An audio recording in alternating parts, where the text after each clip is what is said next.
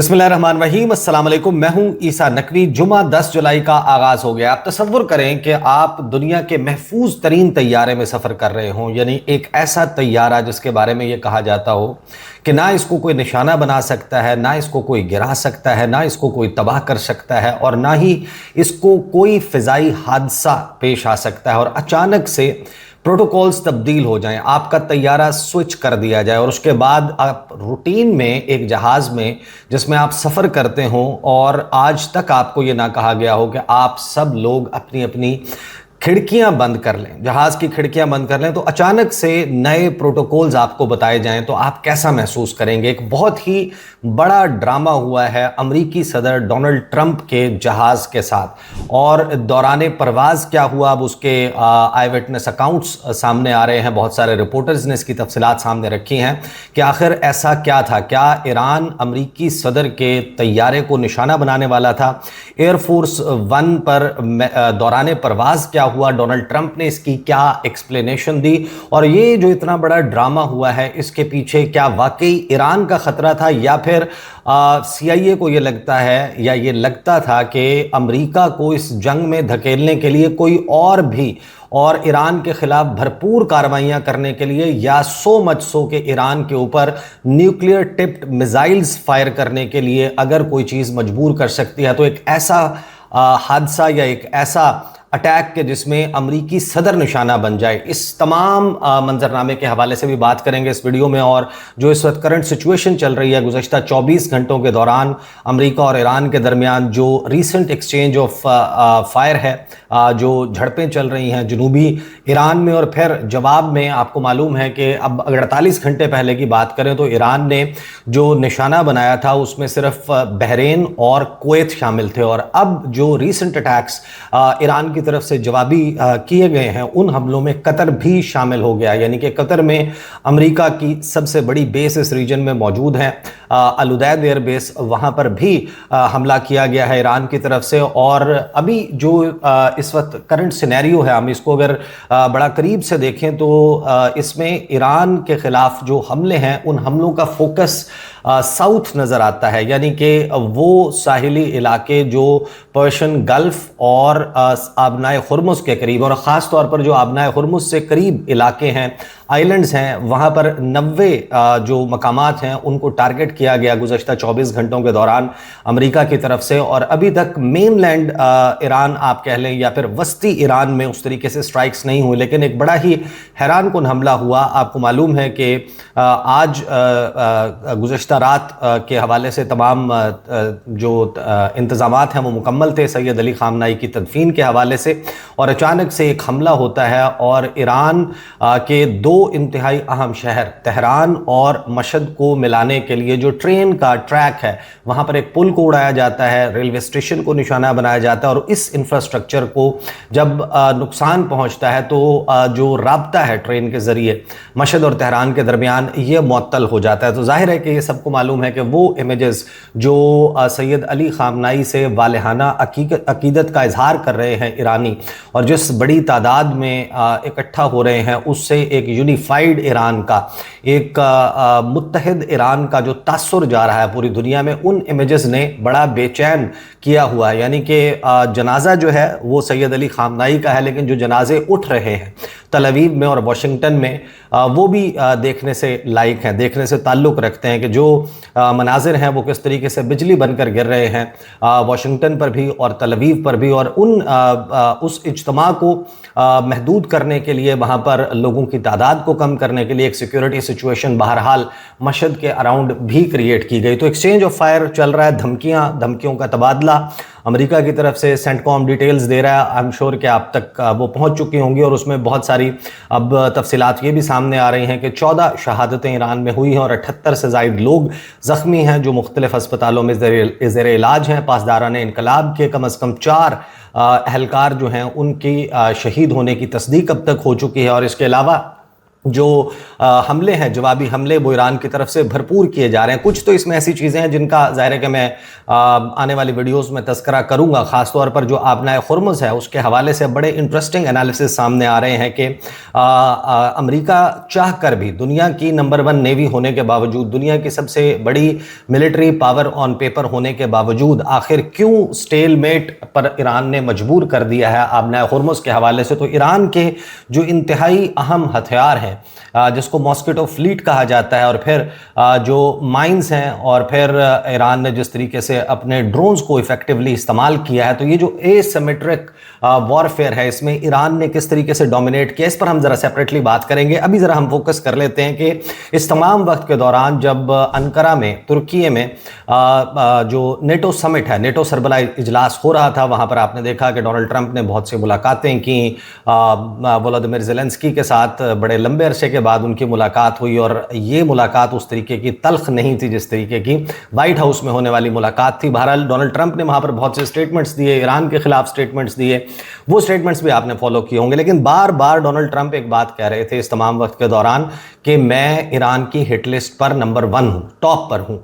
और सबको मालूम है कि जो तेहरान से में इज्तिमा हुआ, सैयद अली खामनाई का जो नमाज जनाजा था, वहाँ पर जिस किस्म का सेंटिमेंट था, वहाँ जिस किस्म के नारे लगे डोनाल्ड ट्रंप के हवाले से, जो गुफ्तगू की गई, वो सबको मालूम है। और ये एक यूजुअल बात थी, एक रूटीन मैटर है, और कोई नया threat assessment as such report नहीं हुआ कि अमरीकी किसी इंटेलिजेंस इदारे ने इसके हवाले से कोई नई रिपोर्ट सामने रखी हो। लेकिन डोनाल्ड ट्रंप ने बार बार इस बात पर इसरार किया कि मैं हिट लिस्ट पर हूँ, वो मुझे टारगेट करना चाहते हैं, वो मुझे मारना चाहते हैं, और फिर जो हम काम कर रहे हैं इस काम में तो ऐसा होता है, इस किस्म की वो गुफ्तगू कर रहे थे। अब कुछ चीज़ें मैं ज़ाहिर है कि आपके सामने तफसील ज़रूर रखूँगा, इसको समझने के लिए बड़ा इंपॉर्टेंट है, क्योंकि जिस जहाज़ को स्विच किया गया है, तब्दील किया गया है, वो कतर ने गिफ्ट किया था। $400 मिलियन का जहाज़ डोनाल्ड ट्रंप को गिफ्ट किया गया था, और उसको बाकायदा रेनोवेट किया गया है, उसको अमरीकी सदर के सिक्योरिटी प्रोटोकॉल के हवाले से ढाला गया, उसके ऊपर इजाफी कई $100 मिलियन का खर्चा हुआ, उसमें बहुत सारे सिस्टम्स लगाए गए हैं। लेकिन जो अमरीकी सदर का तैयारा है, उसका आप अंदाज़ा लगाइए कि जब अमरीकी सदर प्रवास करता है, जाहिर है कि कहीं पर भी जाता है, अमरीका में ही कहीं जाता है या फिर अमरीका से बाहर कहीं ट्रैवल करता है, तो एक जहाज़ नहीं उड़ता। एयरफोर्स 1 जो है उसका हमेशा एक बैकअप मौजूद होता है, और in most of the cases identical planes होते हैं, और जो एयरफोर्स 1 है वो उसको करार दिया जाता है जिसमें प्रेसिडेंट ट्रैवल कर रहे हो। लेकिन एक एम्प्टी बैकअप के तौर पर एक जहाज़ ज़रूर भिजवाया जाता है, जो यूजुअली एक साथ फ्लाई नहीं करते। इनकी फ़्लाइट में आधे घंटे का, घंटे का, 15 मिनट का, 20 मिनट का टेक ऑफ की टाइमिंग में फ़र्क होता है। यूजुअली ये 2 डिफरेंट रूट फॉलो करते हैं, और ये भी अक्सर व बेशतर होता है कि ये सेम जो रनवे है या सेम एयरपोर्ट है वहाँ पर लैंड नहीं करते। जो बैकअप वाला जहाज़ है वो किसी नियर बाय एयरपोर्ट पर, नियर बाय लैंडिंग स्ट्रिप पर लैंड करता है, ताकि किसी भी हंगामी सूरत हाल में अमरीकी सदर को निकालना हो तो उसका बंदोबस्त मौजूद हो। लेकिन जब आप फैसिलिटीज़ की बात करते हैं, इसको फ्लाइंग वाइट हाउस कहा जाता है, यानी उड़ने वाला वाइट हाउस, जिस पर हर वो फैसिलिटी मौजूद है जो वाइट हाउस में अमरीकी सदर को दस्तयाब होती है। जब आप इसकी फैसिलिटीज़ की तफसील में जाते हैं, मैं बहुत ज़्यादा उसकी निटिग्रिटीज़ में नहीं जाऊंगा, जब आप उसमें जाते हैं तो आप हैरान हो जाते हैं कि दुनिया में किसी भी शख्स की हिफाजत के लिए, किसी भी जहाज़ की हिफाजत के लिए क्या इतना बड़ा बंदोबस्त भी किया जा सकता है। यानी कि जिस तरीके से टाइटैनिक को एक वक्त ये कहा जाता था कि टाइटैनिक वो जहाज़ है जो नहीं डूब सकता, जो अपनी पहली जो है वो मूवीज़ भी देखी हैं लोगों ने, डॉक्यूमेंट्रीज़ भी देखी हैं, जो अपने पहले सफ़र पर ही जो है वो डूब गया था, उसके साथ एक हादसा पेश आया। लेकिन बाकायदा जो एयरफोर्स 1 है उसका आप ये अंदाज़ा लगा लें कि अगर ये टेक ऑफ करे और टेक ऑफ करने के फ़ौरन बाद दुनिया में मौजूद हर एयरपोर्ट, हर रनवे तबाह कर दिया जाए, यानी आप अंदाज़ा लगाइए इससे ज़्यादा क्या हो सकता है कि दुनिया का हर एयरपोर्ट और हर रनवे, यानी कि एक जहाज़ है वो फ़िज़ा में मुअल्लिक है और अब पूरी दुनिया में उसकी लैंडिंग की कोई जगह मौजूद नहीं है, तो ये जहाज़ इतने अरसे महवे परवाज़ इन तमाम फैसिलिटीज़ के साथ रह सकता है। खाने पीने के इंतज़ामात समेत हर चीज़ इस पर मौजूद है कि जब तक नीचे नया रनवे नहीं बनता ये जहाज़ फ़िज़ा में मौजूद रहेगा। एटमी हमला हो जाए, कुदरती आफत आ जाए, तूफ़ान आ जाए, जंग छिड़ जाए, अगर आपने इसको 20 दिन, 30 दिन, 40 दिन आपने इसकी कंटिन्यू करनी है फ्लाइट, 2000 मील्स, यानी आप 2000 खाने, अंदाज़ा लगा लें कि अमूमन इस पर 100 से ज़ायद लोग मौजूद नहीं होते। और अगर आप इसकी फैसिलिटीज़ की बात करें, इसका जो फ्लोर एरिया है वो 4000 स्क्वायर फीट से ज़्यादा है। 3 इसके अंदर लेवल्स मौजूद हैं। और अमरीकी सदर के लिए जो फैसिलिटी है, यानी कि अमरीकी सदर, सहाफ़ियों से आपने देखा कि अक्सर आकर वहाँ पर गुफ्तगू कर रहे होते हैं, उसकी वीडियोस भी सामने आती हैं, लेकिन अमरीकी सदर के पास इसमें बेडरूम मौजूद है, कॉन्फ्रेंस रूम मौजूद है, 80 डिफरेंट डेडिकेटेड टेलीफोन लाइंस मौजूद हैं, 20 से ज़ायद टेलीविजन्स मौजूद हैं। इसको ना तो हैक किया जा सकता है, ना इस पर कोई साइबर हमला किया जा सकता है, ना ही इसके ऊपर कोई इलेक्ट्रोमैग्नेटिक वेपन काम कर सकता है। इसमें तमाम वो फैसिलिटीज़ मौजूद हैं कि अगर कोई भी ऐसा वाक़या होता है कि इसके ऊपर मिसाइल अटैक होता है, तो इसके पास दुनिया का बेहतरीन दिफाई निज़ाम मौजूद है, जैमर्स मौजूद हैं। ये फ़िज़ा में हीट सीकिंग सिग्नेचर्स क्रिएट कर सकता है कि कोई भी मिसाइल आएगा वो फिर जहाज़ को नहीं बल्कि उन सिग्नेचर्स को, जो डीकॉयज क्रिएट किए जाते हैं, उनको निशाना बनाएगा। अगर एटमी हमला होता है खुदा न खास्ता, तो आप अंदाज़ा लगाइए कि दुनिया का कोई ऐसा एयरक्राफ्ट नहीं है एयरफोर्स 1 के अलावा, नोन एटलीस्ट नहीं है, कि जिसका जो इलेक्ट्रॉनिक सिस्टम है वो ख़राब ना हो, क्योंकि एक इलेक्ट्रोमैग्नेटिक पल्स उससे क्रिएट होती है। दुनिया के हर जहाज़ को, उसकी वायरिंग को, उसके इलेक्ट्रॉनिक निज़ाम को तबाह कर सकता है। लेकिन अगर एटमी हमला भी हो जाए तो इसका जो निज़ाम है, जो इसके इलेक्ट्रॉनिक निज़ाम है, जो इसकी वायरिंग है, वो बरकरार रहेगी। इतना सिक्योर जहाज़ होने के बावजूद, और डोनाल्ड ट्रंप ने बड़ा दावा किया था कि जो कतर ने जहाज़ दिया है, उस जहाज़ की इसने बड़ी तारीफ़ की, और कतरियों के हवाले से ये भी कहा गया कि देखें, कतरियों ने तो अब डोनाल्ड ट्रंप को अपनी जेब में डाल लिया है, और Donald Trump boasted about it कि ये जहाज़ बस दुनिया का शायद सबसे बेहतरीन जहाज़ है। इसकी तस्वीर, कभी इसके ऊपर ट्वीट्स, कभी ट्रुथ सोशल के ऊपर इसके ऊपर पोस्ट करता था। और फिर रिसेंटली इस जहाज़ को अमरीकी सदर की जो सिक्योरिटी प्रोटोकॉल्स हैं, जो उसकी रिक्वायरमेंट्स हैं, जो इसमें आसाइश फराहम करनी होती है, और ज़ाहिर है कि मैं एडिशनली ये बताना भूल गया कि इस पर डॉक्टर्स की टीम मौजूद होती है, इसके ऊपर इंजीनियर्स मौजूद होते हैं, इसके ऊपर बैकअप कैप्टन्स मौजूद होते हैं, डोनाल्ड ट्रंप का पर्सनल सिक्योरिटी स्टाफ मौजूद होता है, पर्सनल उसके जो असिस्टेंट्स हैं वो मौजूद होते हैं, हर चीज़, हर फैसिलिटी इसके ऊपर मौजूद है। तो रिसेंटली इसको इन सर्विस लाया गया और डोनाल्ड ट्रंप ने इसको इस्तेमाल करना शुरू किया। तो अब जब सफ़र होता है अंकारा का और नेटो समिट के लिए प्रवास करता है डोनाल्ड ट्रंप, तो उस वक्त ये सीज़ फायर वायलेशंस वाला मामला नहीं हुआ था। यानी जिस वक्त फ्लाई करता है अमेरिका से डोनाल्ड ट्रंप, अंकारा में लैंड करता है, उस वक्त 2 जहाज़ आते हैं, दोनों तुर्की में लैंड करते हैं, और कतर के गिफ्टेड जहाज़ के ऊपर डोनाल्ड ट्रंप मौजूद होता है, और जो बैकअप जहाज़ है वो भी नियर बाय एक जगह के ऊपर पार्क कर दिया जाता है। और उस दौरान ये सीज़ फायर वाला मामला बिगड़ जाता है। डोनाल्ड ट्रंप वहीं पर बैठे बैठे कहता है कि मैंने जो सीज़ फायर है, मेरी तरफ से ये ख़त्म हो गया, ओवर हो गया। और उसके ओवर होने का ये पूरी गुफ्तगू करने के बाद डोनाल्ड ट्रंप जो है वो हमलों को ऑर्डर कर देता है। सेंटकॉम की तरफ से तफसीलात आ रही हैं, ईरान जवाबी हमले कर रहा है, और उन जवाबी हमलों में शिद्दत आती जा रही है। ईरान बाज नहीं आ रहा। ईरान, यानी कि बाज से मुराद ये है कि ये चाहते हैं कि वो बाज रहे, लेकिन ईरान ने कहा है कि मैं न झुकूंगा, ना ही हम फोल्ड करेंगे, ना ही हम घुटनों पर बैठेंगे, और जिस किस्म का हमला होगा उससे बढ़कर उसका जवाब दिया जाएगा। और अभी भी जब मैं गुफ्तगू कर रहा हूँ, एक हमारे दोस्त हैं, उन्होंने उर्दन से तस्वीर भेजी है। उर्दन की फ़िज़ा में इस वक्त इरबिल के करीब जो एयरबेस है जहाँ पर अमरीकी अड्डा मौजूद है, वहाँ पर फ़िज़ा में मिसाइल देखे जा सकते हैं। And they are not targeting Jordan, basically they were headed towards Israel. तो ये ज़ाहिर है कि एक्सचेंज चल रहा है, और जब आप देखेंगे हो सकता है कि सिचुएशन इससे कहीं अबतर हो चुकी हो या फिर बेहतर हो चुकी हो। हर गुजरते वक्त के साथ ये सिचुएशन तब्दील हो रही है, लेकिन ये इंटेंसिफाई हो जाती है फ़ाइट, और उसके बाद मैं एक्सप्लेनेशन पर के उसके बाद कहानी क्या सामने आई है, लेकिन अभी तो मैं आपको वो बता रहा हूं कि जो वाकया जिस तरीके से पेश आया। तो जो लोग ट्रैवल कर रहे हैं डोनाल्ड ट्रंप के साथ, वाइट हाउस कवर करने वाले सहाफ़ी जो अमेरिकी सदर को कवर करते हैं, वो सारे के सारे मौजूद हैं अंकारा में, तुर्की में, और यूजुअल रूटीन के मुताबिक उनको यही लगा कि हम उसी तरीके से वापस जाएंगे। तो होता ये है कि आखिरी वक्त में पता चलता है कि जो एयरफोर्स वन है वो ऑलरेडी उसको फ्लाई करवा दिया गया, जो एयरफोर्स वन नहीं कहलाता जब उसके ऊपर सदर नहीं मौजूद होते। SAM जो स्पेशल एयरलिफ्ट मिशन जिसको कहा जाता है, गालिबन उसके लिए 2 डिफरेंट कोड्स यूज़ होते हैं जो सर मेरे जहन में नहीं है, 29,000 एंड 28,000। अगर 28,000 है तो इसका मतलब है कि उस पर मौजूद है, और 29 है तो फिर उस पर मौजूद नहीं है। इस तरह का मामला है। लेकिन पता ये चलता है कि जो कतर का दिया हुआ जहाज़ है जिस पर ये तमाम लोग वो अमेरिका से अंकारा आए थे, यहाँ पर मौजूद थे, उस जहाज़ को ऑलरेडी कहीं भिजवा दिया गया, वो यहाँ पर मौजूद नहीं है। तो अब जाना है पुराने जहाज़ में। अब डोनाल्ड ट्रंप जो बार बार कह रहा था कि मैं तो नए जहाज़ पर सफ़र करूँगा, वो एक और जहाज़ पर बैठता है।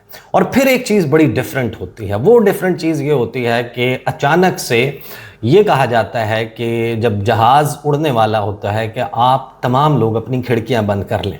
अब उस जहाज़ पर मौजूद हर रिपोर्टर, स्टाफ का हर बंदा, वो इस बात से वाकिफ़ है कि ये एक बहुत ही अनयूजुअल इंस्ट्रक्शन है। पुराने जहाज़ में खिड़कियां बंद करने का कह दिया गया। आखिर ये चल क्या रहा है, ये हो क्या रहा है? क्या दुनिया का महफूज तरीन जहाज़ कोई निशाना बनाने वाला है और फिर वो जहाज़ वहाँ से फ्लाई करता है? दौरान परवाज़ डोनाल्ड ट्रंप से पूछा जाता है, डोनाल्ड ट्रंप कहता है मुझे तो किसी ने नहीं कहा कि खिड़की बंद कर दें। आप लोगों को कहा होगा, अगर मुझे भी कहते तो बंद कर देते। उन्हें लगा होगा कि सिक्योरिटी के एतबार से ये ज़रूरी है कि ये कर दिया जाए, लेकिन उन्होंने कहा कोई सिक्योरिटी कंसर्न नहीं है, मैं किसी से डरता नहीं हूँ, मुझे किसी से ख़तरा नहीं है, ऐसा कुछ भी नहीं होना। उसने ही downplayed the whole incident. फिर वो जहाज़ बरतानिया की एक एयरबेस पर लैंड करता है जहां पर ऑलरेडी जो कतर का दिया हुआ जहाज़ है वो वहां पर मौजूद होता है। और डोनाल्ड ट्रंप उसकी एक्सप्लेनेशन ये देता है कि ये जहाज़ बहुत सारे हमारे जो मुख्तलिफ दुनिया भर में तैनात अहलकार हैं, जो एयरफोर्स के और अमरीकी फ़ौज के मुख्तलिफ अड्डों पे अहलकार मौजूद हैं, उन सब की ख्वाहिश थी कि हम इस जहाज़ को देखें।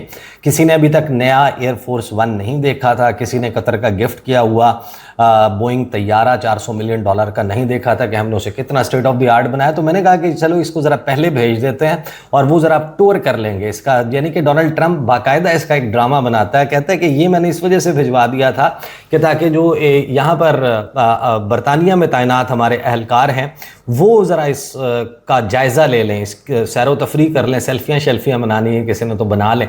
और उसके बाद प्लेन फिर स्विच किया जाता है और उस तमाम स्टाफ को उठाकर तमाम लोगों को कहा जाता है कि अब हम कतर वाले जहाज़ में बैठेंगे और बरतानिया से अमेरिका का जो हमारा सफ़र है वो अब नए एयरफोर्स वन में होगा। अब ये वो मामला है कि जिसके बाद एक स्पेकुलेशंस का अंबार है। Washington post, CNN, New York times, New York post, independent, guardian, दुनिया भर के आप जरीदे उठाएं, बरतानवी खबर रसां इदारे, अमरीकी खबर रसां इदारे, all are talking about just one thing कि आखिर ऐसा क्या हुआ? क्या ईरान के पास ऐसी कोई, यानी वो ईरान जिसके बारे में डोनाल्ड ट्रंप ये कहता है कि हमने उनकी फ़िज़ाइया को ख़त्म कर दिया, हमने उनके मिसाइल डिफेंस सिस्टम ख़त्म कर दिया, हमने उनका कम्युनिकेशन सिस्टम तबाह कर दिया, हमने पासदारान इनकलाब को ख़त्म कर दिया, हमने उनका नेवल हेडक्वार्टर उड़ा दिया, उनकी नेवी, फ़िज़ाइया, ज़मीनी फ़ौज, यानी कि सब कुछ ख़त्म हो चुका, इस चीज़ का दावेदार है। तो आखिर ऐसी कौन सी इंटेलिजेंस रिपोर्ट थी जिसकी बुनियाद पर यह किया गया? यानी कि अभी मेरे सामने ये CNN की हेडलाइन मौजूद है, security concerns prompted Trump to depart Turkey on older plane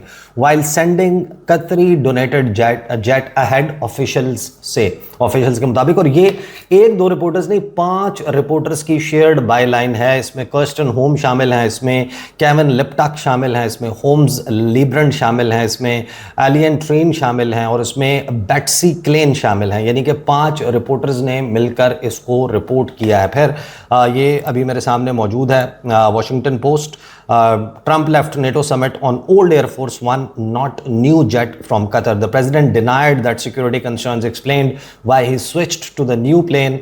Part way through his journey back to the United States. आगे CNN है, ये मेरे सामने न्यूयॉर्क टाइम्स मौजूद है। Security precaution led Trump to use old Air Force one in leaving Turkey, ये मेरे सामने अब इस वक्त independent.co.uk मौजूद है। Trump explains why he switched back to old Air Force one from a Qatari gifted jet after leaving NATO summit. तो इसकी बहुत सारी एक्सप्लेनेशंस आ रही हैं, लेकिन क्या ये सवाल ज़ाहिर है कि मौजूद है कि अगर ईरान के पास ये एबिलिटी मौजूद नहीं है, सलाहियत मौजूद नहीं है, ईरान को मालूम है कि अगर हम ये कर गुजरते हैं या ये इस्टेब्लिश हो जाता है कि हमने ये किया है, क्योंकि आपको पता है कि तुर्की और ईरान दोनों बॉर्डर भी शेयर करते हैं और ईरान के मिसाइल्स की रेंज में बहरहाल तुर्की जो है वो पूरे का पूरा कवर होता है। तो क्या डोनाल्ड ट्रंप को ये ख़तरा था कि इसमें मौजूद जो निज़ाम है वो अभी उतना अपग्रेडेड नहीं है, ये मिसाइल निशाने अगर लेता है तो उसको इफ़ेक्टिवली काउंटर नहीं कर सकता? क्या ईरान को नहीं मालूम कि अगर ऐसा कुछ हो जाएगा तो जवाब में अमेरिकी फ़ौज जो है वो अब तो शायद उन्होंने सर्दी का इंतज़ार करना हो, लेकिन गर्मियों में ही बड़े हमले शुरू कर देगी, न्यूक्लियर टिप मिसाइल्स फायर किए जा सकते हैं? या फिर ये सवाल भी मौजूद है कि मोसाद इसराइल फॉल्स फ्लैग में माहिर, इस तमाम वक्त के दौरान, इस तमाम जंग के दौरान उन्होंने ऐसे हमले किए कि जिसमें बहुत सारे ममालिक को ईरान से लड़वाने की कोशिश की है। अपेरेंटली एक ऐसा वक्त जब बेंजामिन नेतन्याहू के और डोनाल्ड ट्रंप के दरमियान जो रीसेंट एक्सचेंज है, जेडी वांस ने जो गुफ्तगू की है, तो ये भी तो हो सकता है कि मोसाद ऐसा कुछ करना चाहता हो और वो ऐसा इंफॉर्मेशन या उसके लिए कोई चीज़ पास ऑन कर दे। उनके स्लीपर सेल्स सीरिया में, टर्की में, उनकी प्रेजेंस ईरान में, इराक में, तमाम जगहों के ऊपर मौजूद है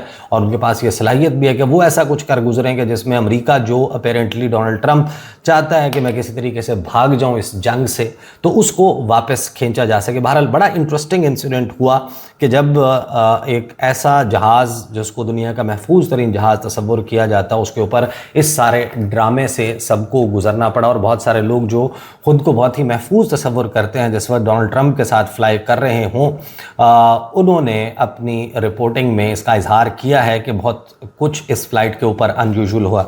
दीज आर द डिटेल्स। अगली वीडियो में मुलाकात होगी, इजाज़त दीजिए, अल्लाह हाफ़िज़।